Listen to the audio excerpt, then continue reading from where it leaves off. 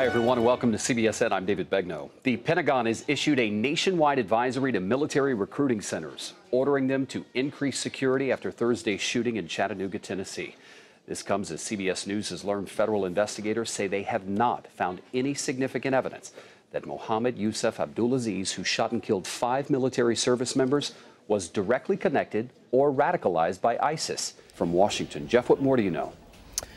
Well, some law enforcement sources are telling CBS News that Abdulazeez was looking for inspiration, and some of that inspiration he was finding, according to these law enforcement sources, online from radical cleric, U.S.-born Anwar al-Awlaki. You may recall that name. This is someone who was killed in a U.S. drone strike in 2011, but his sermons live on online, and he was a source and continues to be a source of inspiration.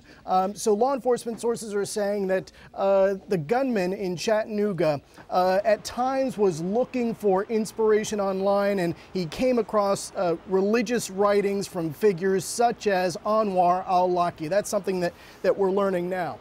Jeff, so no direct connection to ISIS that they know about, but there was a report out there that the gunman may have said to some friends, hey, look, I think I don't follow ISIS. I don't agree with them. I don't like what they're doing. Have you heard anything about that?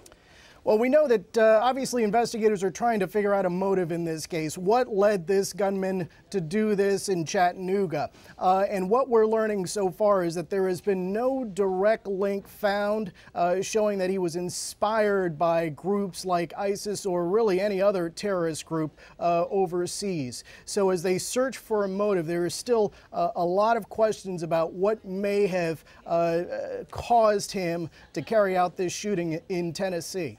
What do we know as it pertains to the weapons? We know that the law enforcement said last week some were obtained legally, some may have been obtained illegally. Of the 3 weapons, do you have any more information about that? Well, that's something that investigators continue to track down as well. We know that they found several weapons at the scene of the shooting, a rifle.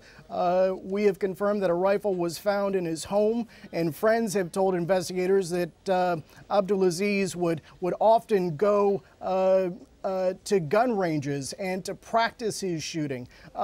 So in terms of whether some of the weapons were purchased legally, we found out last week that some were legal, others were purchased illegally, but investigators are still trying to track that down.